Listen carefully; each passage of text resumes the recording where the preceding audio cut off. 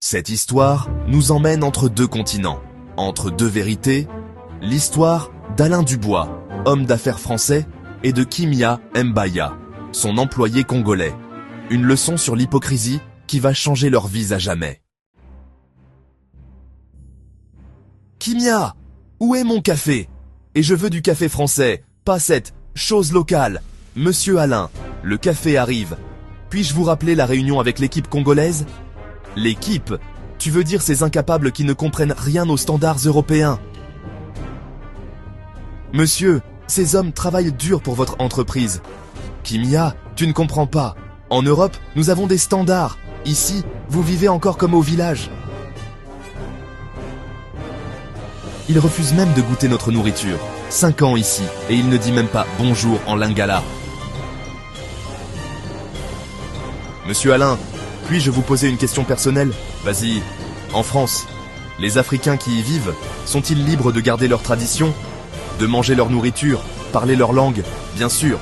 La France, c'est la liberté, l'égalité, la fraternité. Nous respectons tout le monde. C'est ça la vraie démocratie. Je vois. Merci monsieur. 1 an plus tard, Kimia fuit le Congo suite à des persécutions politiques. Après des mois de galère, il obtient enfin l'asile en France. Félicitations, monsieur Mbaya. Vous êtes maintenant réfugié politique en France. Merci. J'ai tant entendu parler de la liberté française. Conférence politique, Alain Dubois, candidat député, l'intégration, un défi pour la France, mon ancien patron, député.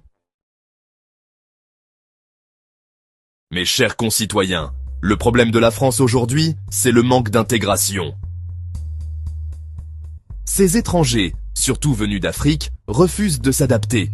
Ils gardent leurs habits traditionnels, leur nourriture exotique, parlent leur langue tribale, entre eux. Moi qui ai vécu en Afrique, je peux vous dire, ils ne font aucun effort. Ils vivent comme s'ils étaient encore dans leur village. Question? J'ai une question. Je vous écoute, monsieur. Kimia Mbaya, votre ancien employé à Kinshasa.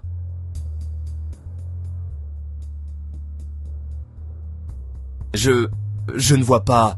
Monsieur Dubois, quand vous viviez au Congo, avez-vous mangé congolais? Avez-vous appris le lingala? Vos enfants sont-ils allés à l'école locale?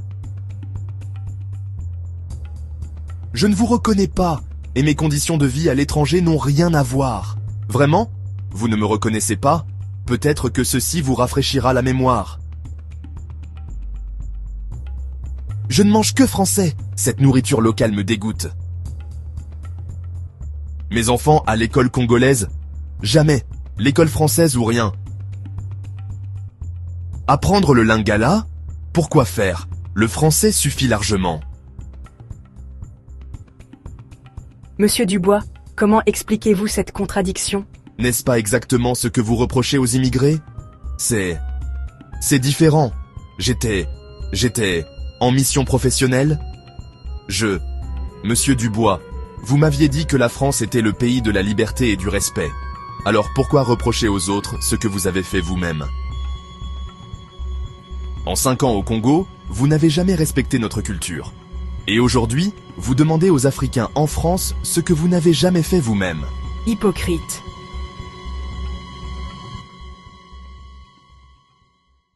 L'affaire Dubois fait scandale.